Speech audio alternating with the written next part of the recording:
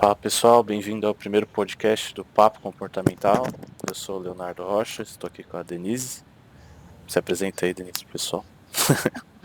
Tudo bem, Leonardo? Que bom Tudo que bem? está começando o ano. Aqui eu falando do Rio de Janeiro, Denise Coronha, da Rio Total Consultoria. Legal. Eu sou aqui o Leonardo Rocha, falo de São Paulo. Nosso podcast Papo Comportamental é sobre economia comportamental e suas vertentes, né? Suas derivadas. No que tange esse assunto, a ideia é trazer conteúdos relacionados a isso. O tema de hoje a gente escolheu abordar a questão da economia comportamental versus a economia tradicional, né? Economia clássica, vamos pôr assim. Uhum. Né? Você quer começar? Você falou que leu algumas coisas, né? É, Já tá algumas tem, coisas em mente.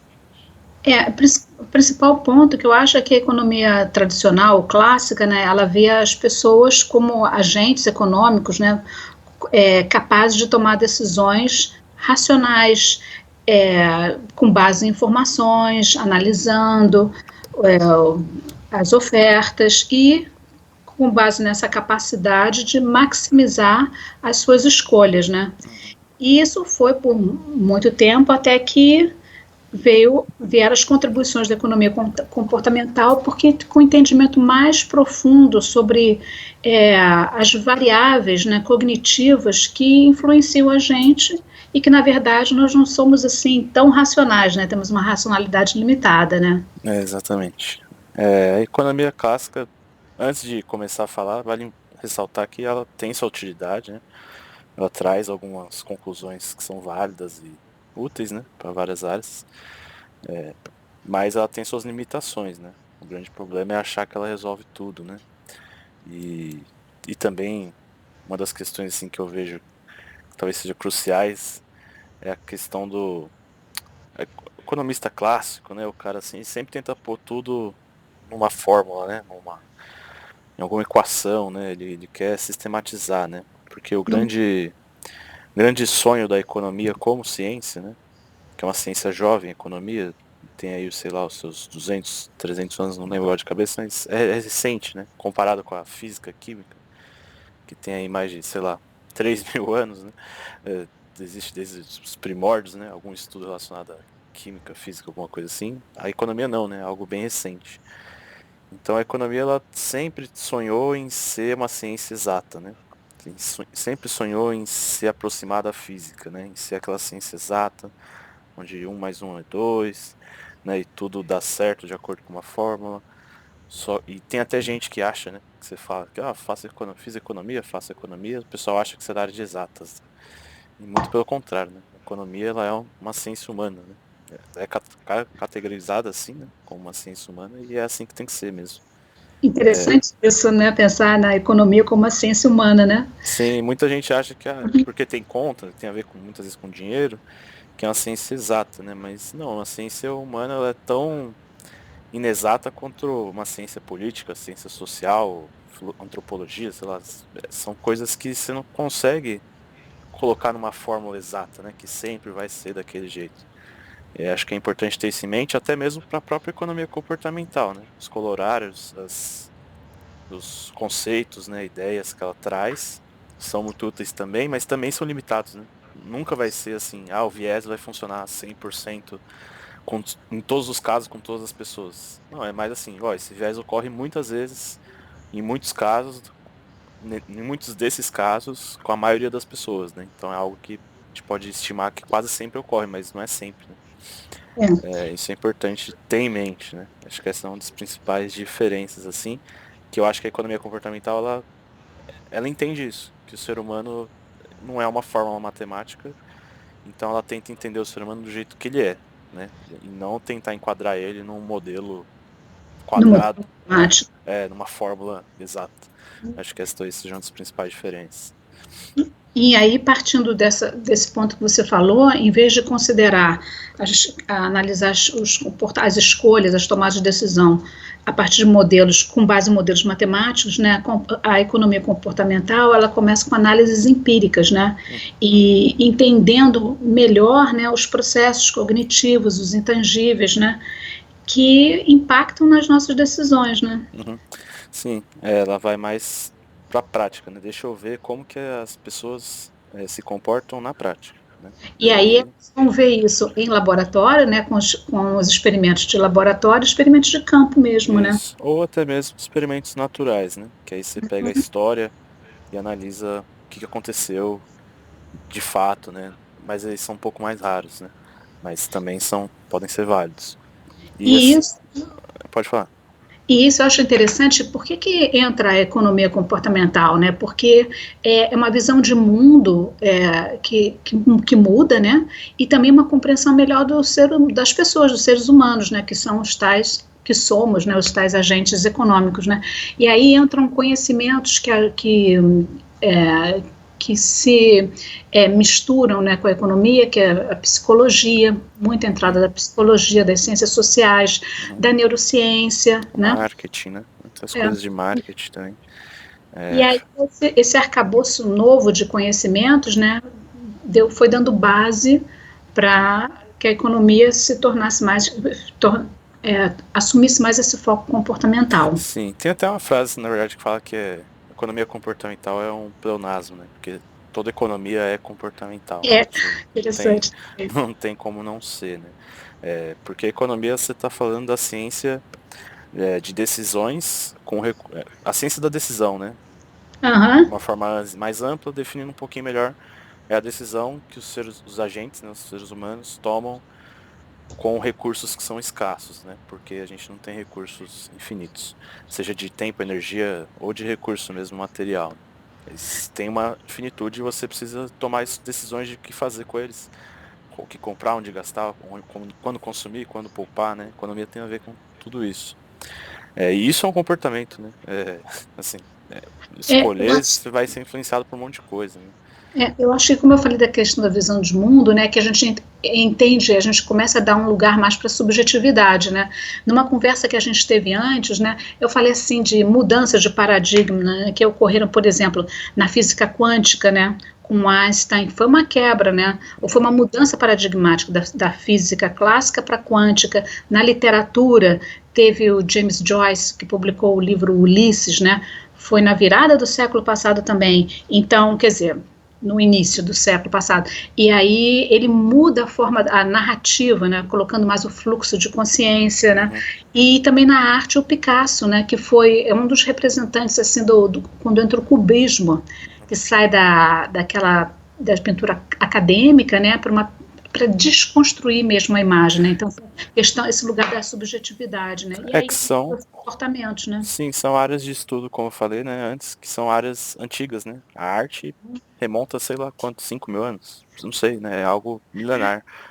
A física, a química, são ciências, literatura, né? São coisas assim, milenares, né? Existem há muito tempo. Então teve várias, não teve só essas que você citou, né? Mas teve várias antes dessas, né? E, Reviravoltas, né? e eu estava Você tem o pensando, cubismo, e depois você tem o romantismo, e depois você tem outra escola de arte, e vai sempre mudando. é, E a economia, como eu falei, é muito jovem.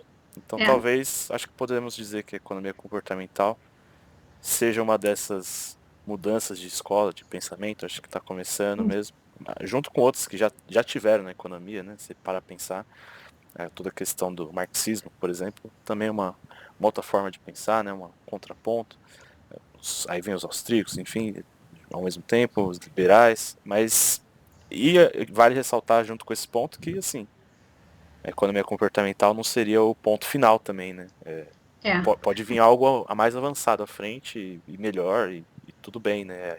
Mas acho que é um ponto que ajuda a gente a enxergar mais, né? Aumenta um pouco o nosso campo de visão sobre essa ciência. Então é super válido.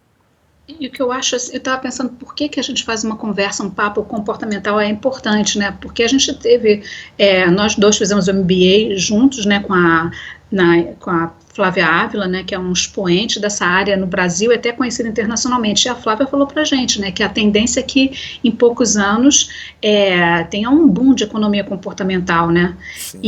E você lembra que a gente estudou as aplicações, né, estudou e a gente vê mesmo na vida prática, né, as aplicações da economia comportamental na área de finanças, você já falou do marketing, né, em educação, tem experimentos muito interessantes, né, da educação, e também, se a gente falar assim de alguma coisa de vanguarda mesmo, né, na inteligência artificial, né, porque as empresas têm lá os seus mecanismos tecnológicos para ter assim, toneladas de dados, mas precisa de um cientista social para analisar aqueles dados e para propor, né, formas de ação. Sim, e aí que eu acho que entra o ponto que a gente pode talvez formalizar um pouco melhor o que que é qual que são o que que é a ciência comportamental, né, a economia comportamental. As Traz ferramentas. divisão diferente, assim, teórica da economia clássica, né? Esse cara aí que vai analisar os dados, na economia clássica, vamos assim dizer, ele seria um agente, ele poderia ser visto como um agente racional, né? Então, Uhum. assim, a economia clássica traz a ideia de um agente racional, que é o cara que sempre vai tomar as melhores decisões possíveis, assim, de acordo com sempre tem todas as informações disponíveis a ele, né? A gente sabe que por mais que a gente tenha bastante acesso à informação hoje, não é bem assim, né? Mas na teoria tem acesso a todas as informações necessárias para tomar a decisão, né? Ele consegue tomar um juízo perfeito, né? Ele consegue tomar decisões que sempre vão maximizar, ou seja, otimizar, né? Fazer o maior uso da, agora me fugiu a palavra, né? Da utilidade dele, né? Que é É. a ideia do utilitarismo. Então ele vai maximizar o seu prazer, né? O seu ganho. Então ele vai tomar a decisão que mais deixa ele feliz, vamos assim dizer. É sempre, seja uma decisão de consumo, uma decisão de analisar os dados, e que essa decisão é a decisão mais assim, seria a melhor decisão, né? Possível. Basicamente seria isso, né? A economia, assim, a economia comportamental traz a ideia de que o ser humano não consegue tomar essa decisão porque ele não é um ser perfeito, né? Tem suas fraquezas, tem seus vieses, heurísticas. Então a Ele gente. ele está sob a pressão do tempo, né? Exatamente. E não é nenhuma. E também vale ressaltar que assim, essa economia tradicional são as expectativas racionais, né? Você espera que todo mundo age de uma maneira racional. Mas Uhum. muita gente age de maneira emocional, ou algumas de forma totalmente irracional, etc. E aí vale lembrar que assim, não é que as pessoas não agem de forma racional porque elas. Primeiro teve esse pensamento, né? As pessoas agem de forma totalmente racional, né? Os agentes. Aí depois uma outra escola trouxe a ideia de que, ó, as pessoas são racionais, mas elas não conseguem ser totalmente racionais, por uma questão de que não é possível ser perfeito, né? É uma limitação, vamos assim dizer, uma limitação física do ser humano. Somos Isso humanos, né? isso também é verdade, mas não é total, não é o ponto central ainda da economia comportamental. Como a economia comportamental, ela traz um ponto além. Ela fala assim, não é só que a gente não consegue por uma questão física, né? Limitação que realmente existe, essa limitação. Mas não é só isso. É que a gente corre pro lado errado, né? Então, em vez de correr para frente, a sua decisão te leva para trás, né? Não é que você não consegue correr para frente a 200 quilômetros por hora, que seria o perfeito. Você só consegue correr a 100. Não, você corre a 100 pro lado errado, né? Que aí entra os vieses, né? As É. heurísticas. Então, assim, não é só uma questão de limitação, né? Às vezes a direção, o caminho da decisão, ela é totalmente corrompida, distorcida por vieses heurísticas que, vale lembrar, daqui a pouco a gente comenta, que não necessariamente são ruins, são É. importantíssimos pra gente. Forma como é que funciona. Olha, isso que você falou da racionalidade, né? Eu mencionei antes como é que houve algumas mudanças de paradigma nas artes, na física, na literatura, né? E na economia comportamental, isso começou a mudar também no século passado e foi com Herbert Simon, né, em 1950, que ele propôs esse conceito de racionalidade limitada, né? Que é o que você Isso, pode falar, né? exatamente. E aí depois, e ele foi um prêmio Nobel, né? Uhum. Ele isso em 1950, mas só mais tarde, em 78, que ele foi laureado com o prêmio Nobel. E depois vem o Kahneman, que é um autor super famoso na área, né? Que também recebeu o prêmio Nobel, e ele faz aquelas as descobertas, né? Ele descreve como é que você está falando que a gente não consegue maximizar as nossas escolhas, tomar melhores decisões. Por quê? Porque é como se nossa mente fosse dividida em dois sistemas, né? O sistema 1 e o sistema 2, né? O 1 é o mais rápido, né, que eles chamam. Uhum. O sistema 2 ele é um pouco mais lento, né? Então assim, o sistema 2 seria a sua parte do cérebro que pensa, que raciocina. mas gasta muita energia isso, né? É custoso, né? Você fazer conta, isso é custoso. Seu cérebro meio que não quer fazer isso porque ele quer economizar energia. Então ele só faz quando realmente se faz necessário, né? Então, na maioria das vezes, ele vai empurrar o trabalho para o sistema 1 que pega atalhos, né? Que são as Isso. heurísticas, né? Regras de bolso, né? São aproximações. Que é a melhor forma de você lembrar disso, é assim, uma heurística é uma aproximação, é você, putz, quantos centímetros tem a sua mesa, né? Que tá na sua frente aí, seu celular. Qual que é o tamanho do celular? Putz, pra ver mesmo você teria que pegar uma régua, né? Parar, medir, Aham. ter que pensar, fazer contas, sei lá. Agora, você pode olhar e falar, sei lá, você põe assim os dedão, olha, dá uns 2, 3 dedão, sei lá. Tem uns 15 centímetros, né? Tem Uhum. 10 centímetros. Você chuta assim, e a heurística é mais ou menos esse chute que é aproximado e muitas vezes tá certo mesmo. Você vai medir e vai dar 12. Falei que tinha 10, tá bom, né? Assim, tá perto, né? E aí que a gente entra com essas ciências, com a psicologia, as ciências sociais, entendendo que a gente funciona por aproximações, ou seja, esses atalhos mentais. É Exatamente. assim que a gente funciona, né? Porque, Então, não pode mais ignorar essa, essa realidade, esse conhecimento, né? exato. Os atalhos, eles são úteis, né? São assim, Uhum, na verdade, são fundamentais, né? O sistema 1 ele é fundamental para você sobreviver. uhum, Imagina uma situação de perigo, né? Sei lá, vem uma bola na sua direção com uma velocidade alta, assim, né? Um objeto. Aí você tem que desviar. Você não para fazer conta, né? Deixa eu calcular aqui a quantos quilômetros está vindo, né? Pra eu parar para pensar para onde que eu vou. Não, você só vira e sai, né? E desvia. Você uhum. só corre, né? Você escuta um barulho atrás de você, você não vai lá ver o que é. Seu sistema 1 é tipo, corre e vive. E as pessoas, né? Os antepassados ancestrais que sobreviveram foram exatamente os que fizeram isso, né? Os que correram, os que não ficaram, eles tomaram decisões, atalhos que fizeram eles sobreviver, né? Essas respostas automáticas, né? Porque o cara que foi lá ver o que tinha atrás no mato, beleza, podia ser nada, uma pedra. Aí, tudo bem, mas podia ser um bicho, né? Querendo comer ele e ele morreu, né? Então, ele não passou os genes pra frente. Quem passou foi o cara que correu, né? Então, assim, o sistema 1 ele é fundamental, né? Você não tem energia infinita, lembra? Recursos escassos, né? É da Uhum. economia. Energia é um deles. Então, o sistema 1 ele economiza muito energia e o problema é que tem momentos que você precisaria tomar uma decisão mais assertiva, mais pensada Uhum.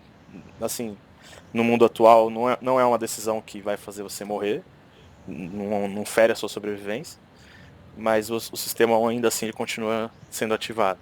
E aí que é o problema.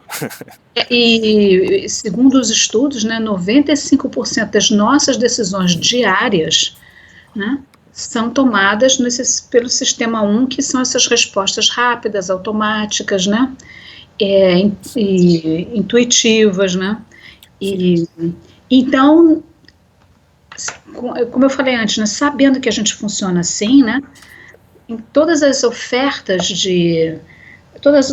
feitas, né, para nós, eles devem considerar essa forma como nós funcionamos, né, no mecanismo de escolha, né.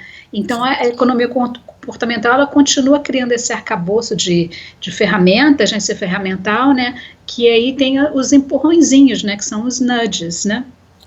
O nudge é uma forma de você guiar a decisão, né, de uma Uhum. pessoa, né. O nudge ele sofre uma crítica interessantíssima da escola dos mais libertários, né, que é, eu já vou entrar na crítica, mas vamos explicar antes do nudge, né, É. melhor. Que o nudge, a ideia dele é é um paternalismo libertário, né? Então, paternalismo é o quê? Alguém que te conduz, né, que dá regras, né? É um pai ou algo assim, mais que traz aquela ideia de um controlador, né? Um governador, alguém que fala, faz isso, você vai fazer isso e ponto, né? O libertário é o contrário, né? É algo que faz o que você tem vontade, né? O que você quer. Então, você é livre para escolher o que você quer fazer. E É. são ideias aparentemente contraditórias, né? Como que o Uhum. nerd mistura isso? Bom, ele faz toda uma estrutura da escolha que, de modo assim, que a maioria das pessoas acabam escolhendo uma opção, mas elas são totalmente livres para escolher outra, né? É. O exemplo mais simples, um dos mais famosos é aquele a mosquinha, né? Um adesivo de uma mosca que os caras colaram num nictório, né, masculino, no aeroporto, na Holanda, e pro pessoal não fazer xixi fora do nictório. Então assim, a pessoa, um monte de gente mijava pra fora, né, e sujava e gastava muito com limpeza. Aí os caras colocaram um adesivo de uma mosca no nictório. O homem ali naturalmente tem um impulso de querer acertar a mosca, e aí ele mija dentro.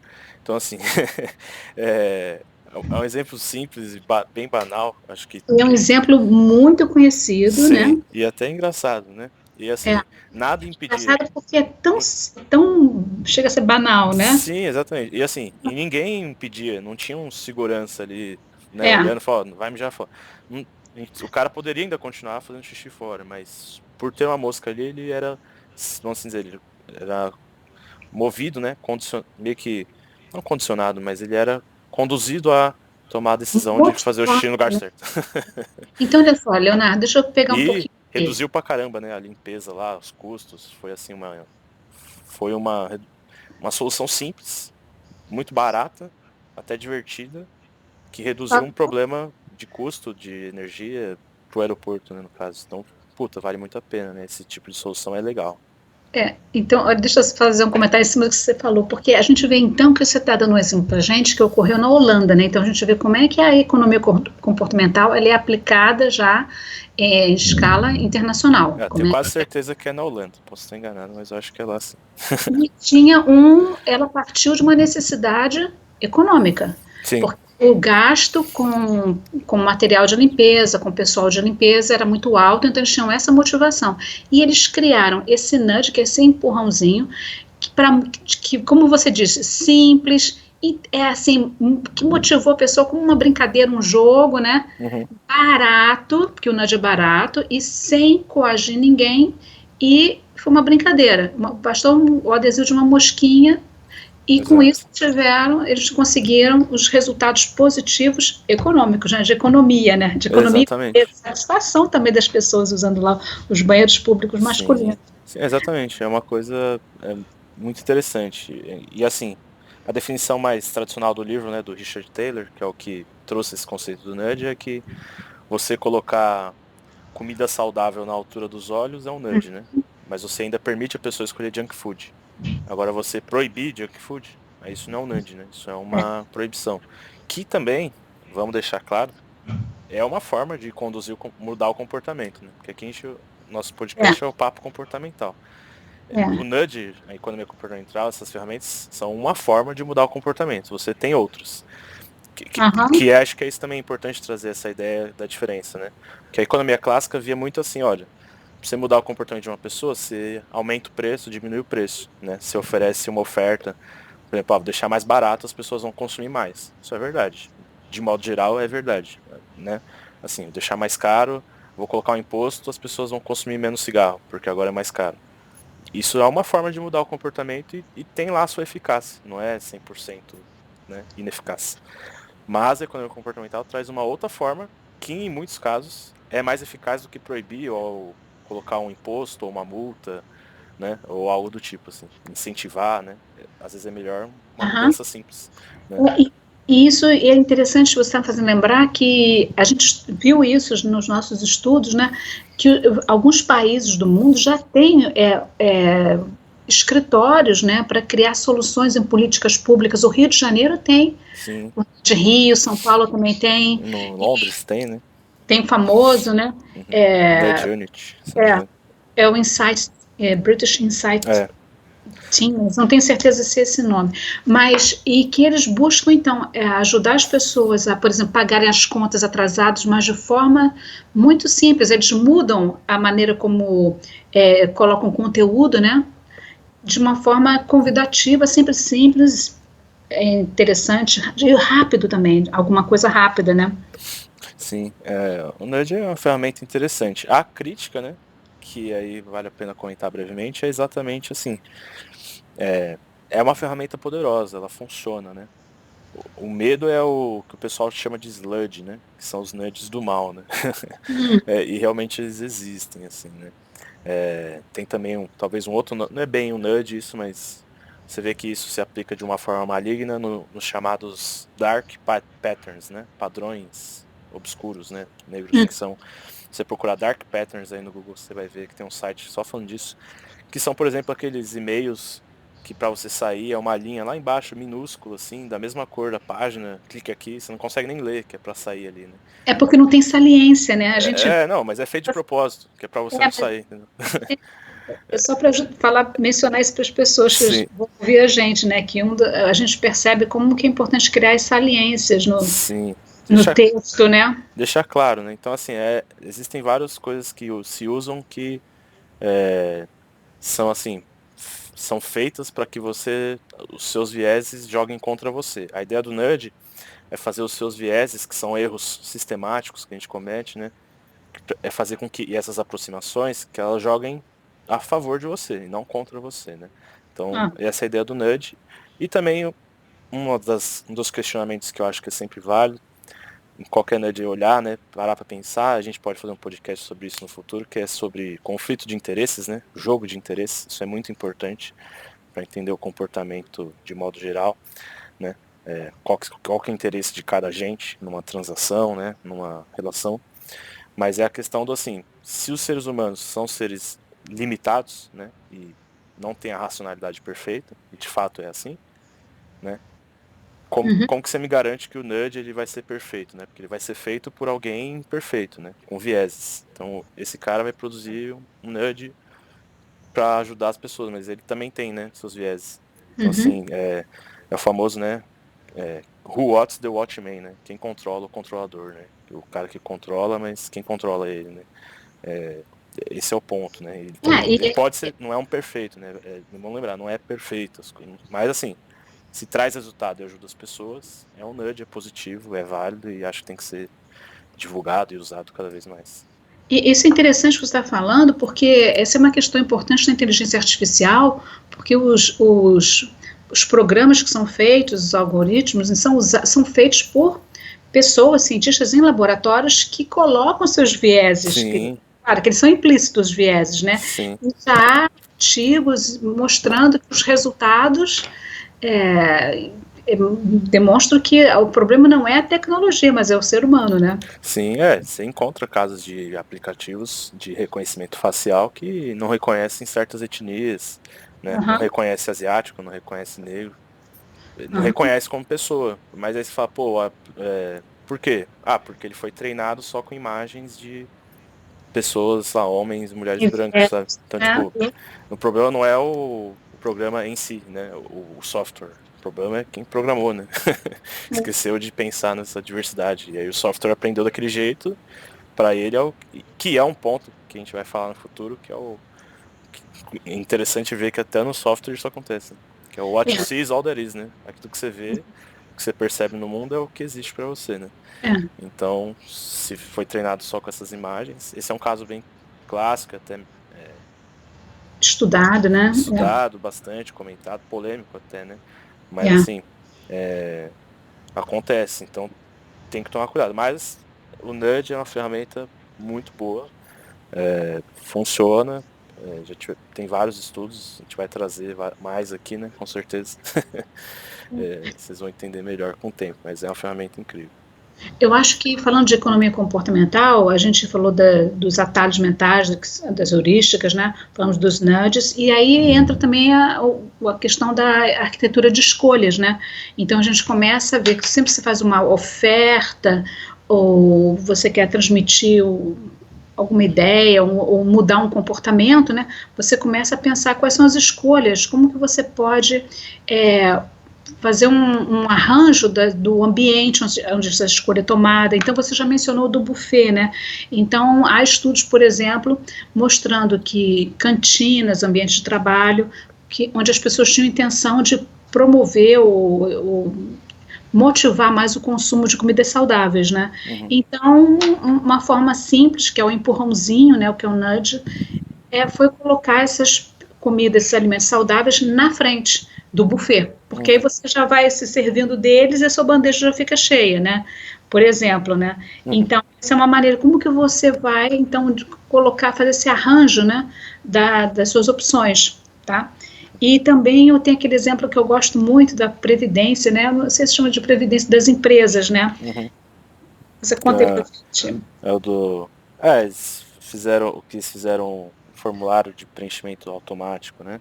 E as pessoas que entravam, a escolha padrão era participar do plano, né? Mas ela tinha sempre a total opção de sair a qualquer momento ou de não participar desde o início. Mas por padrão já vinha preenchido quando ela entrava ali, né, na empresa, que ela ia participar do plano, guardando uma parte do dinheiro, contribuindo lá para a previdência privada dela. Do futuro dela. E aumentou bastante esse número de contribuinte, né? Assim, muito mesmo. E simplesmente mudando a opção. Eu quero participar, não, você já está dentro, eu quero sair. Mas aí, por que essa opção foi, por que essa arquitetura de escolha foi feita? Porque a gente sabe que um dos atalhos mentais, né, um dos processos que nós temos é a da inércia, né? E então, de manter as coisas como são. Então, sabendo que a gente funciona assim, muda a forma de oferecer um benefício que a empresa tinha como algo realmente positivo, né? Um benefício para as pessoas, né? Sim. Como também nas frutas, na comida saudável, né? Numa empresa, por exemplo, quiseram fazer um experimento, né? Ver o que aconteceria, né? E queriam, assim, motivar as pessoas a comerem mais frutas. Então, ao invés de colocar as frutas inteiras, eles fatiaram as maçãs, Então, a forma de apresentação foi muito mais fácil você pegar aqueles pedaços de maçã do que pegar uma maçã inteira. Então, isso aumentou. Teve aquele estudo que a gente viu, né, que a Google tinha acho que são os M&M's, né, aqueles chocolates assim, sempre assim, para pegar à vontade, né, eles passaram a porcionar, botar em saquinhos. Então, isso também reduziu o consumo de um alimento de açúcar, né, então... Essa questão das frutas, né, acho que traz um exemplo assim simples para o pessoal que está ouvindo, para você que está ouvindo entender a questão da diferença dos pensamentos, né, filosóficos da economia tradicional e a economia clássica, economia clássica tradicional e a comportamental, né? Porque assim, na economia clássica, se a pessoa ela gosta de maçã, ela vai comer maçã. Se ela gosta de laranja, de mamão, ela vai comer mamão, sabe? Independente se o mamão tá cortado, se ele tá inteiro, não importa. Mas assim, às vezes você deixar lá, então na teoria clássica, assim, você colocou lá 30 laranjas, tem 30 pessoas que comem laranja aqui nessa empresa, eles vão comer as 30 laranjas. E aí você põe lá e você vai ver que não acontece isso, comem só, sei lá, 10. Aí você pega e corta as laranjas, ou qualquer fruta, né, as maçãs em pedacinho, aí todo mundo come. Putz, então é a mesma coisa, sabe? Tipo, a utilidade, vamos assim dizer, é a mesma, né? Porque você está consumindo o mesmo produto, né? É o mesmo produto, é a mesma fruta, né? Só que a forma como você apresentou fez com que mais pessoas escolhessem consumir aquilo. E isso tem uma implicação não só para consumo de comida, né? Mas pensa na área de vendas, né? Marketing. Saúde, né? A forma como você fala, isso aqui é um smartphone.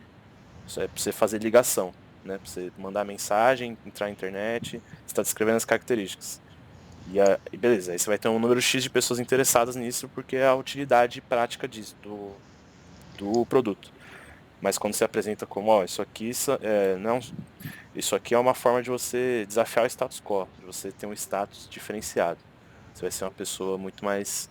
você é uma pessoa que pensa diferente, você é inovador, porque você tem um iPhone. Entendeu? Que é a mesma coisa, assim. É um celular que acessa a internet, tira foto. É a mesma coisa, né?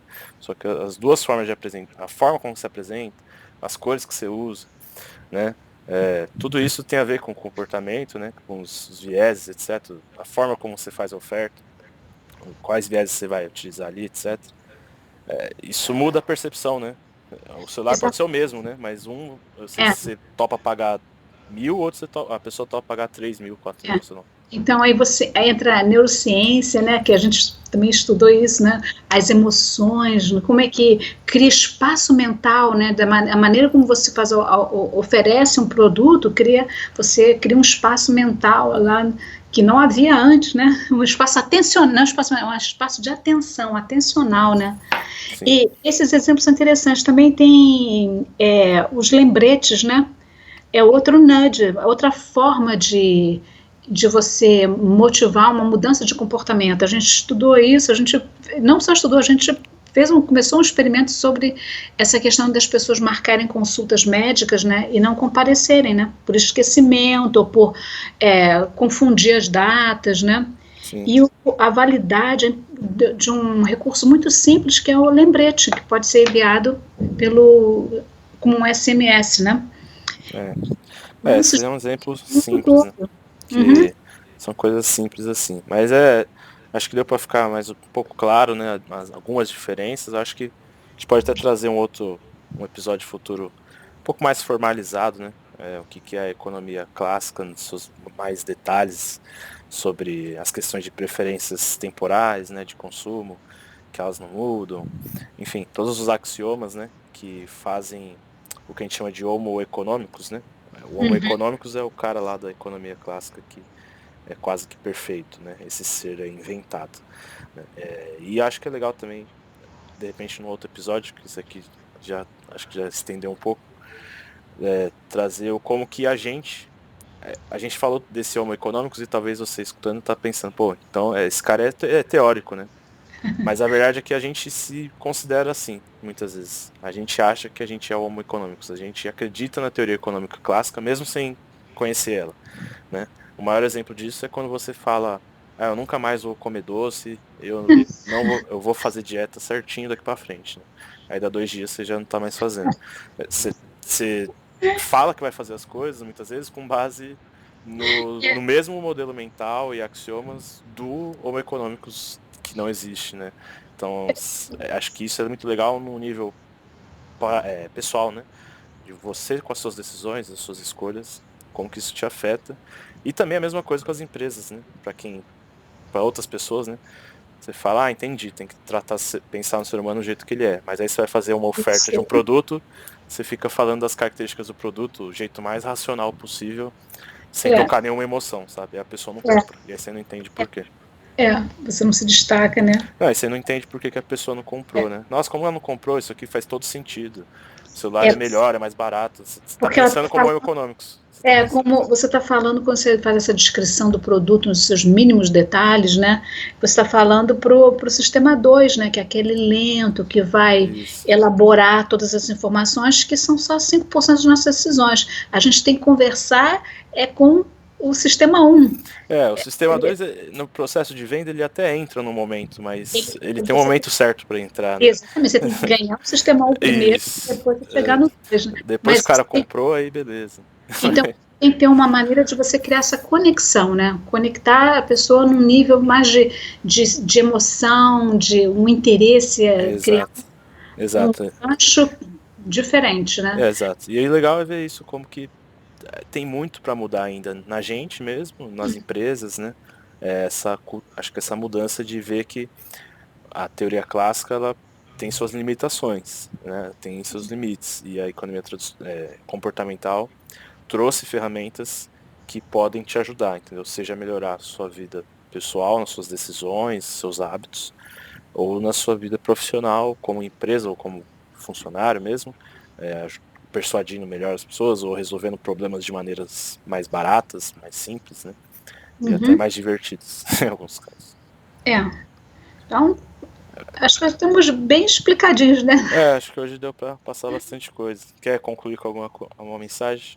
Olha, mensagem não, mas eu acho que algo que me chama a atenção é esse reconhecimento, né, da contribuição dos estudiosos, dos profissionais dessa área, vou fazer assim, olha, uma listinha aqui. Primeiro, o prêmio Nobel de alguém trabalhando com a economia comportamental foi o Herbert Simon em 1978. Depois, em 2002, veio o Kahneman. Depois veio o Robert Shiller, que ele estudou, ficou na área das finanças comportamentais. Depois a gente tem o Taylor, né, o Richard Taylor, que é em 2017, que a gente conhece os livros, né, é famoso. E recentemente, no ano passado, foram 3 pessoas, né, que receberam o Prêmio Nobel de Economia, porque pelas abordagens experimentais que eles utilizaram para reduzir a pobreza global. Então, interessante, né? Um problema tão sério, né? Que até o Bill Gates está muito envolvido nisso também. Então, o que eles usaram para ter maiores resultados foi os estudos experimentais mesmo, né? É, um Foram destaque, feitos. o Uhum, destaque que eu dou assim como final é que a economia comportamental ela tem muito assim, muito mesmo a contribuir nas questões de microeconomia, né? Acho que quase tudo material que existe é relacionado a questões mais micro assim, né? De consumo, consumo, né? Poupança, a questão mais pessoas, né? Um pouco mais individual assim. uhum, Em termos macro, países, né? Quando eu falo macro, eu tô falando países, assim, né? Pensa PIB, essas coisas, né? Aí eu acho que talvez ela não entrou muito aí. Apesar de atuar em políticas públicas e tudo mais, ela acaba sendo. As políticas públicas pode reparar que meio que são nessa área mais micro, assim, né? Você está tratando com os indivíduos, né? Agora, tratar do macro talvez seja uma área do futuro a ser explorada. E esse exemplo que você deu aí da abordagem, né? Acho que alguns elementos podem ajudar na visão macro também, né? uhum. Mas acho que é uma área pouco explorada.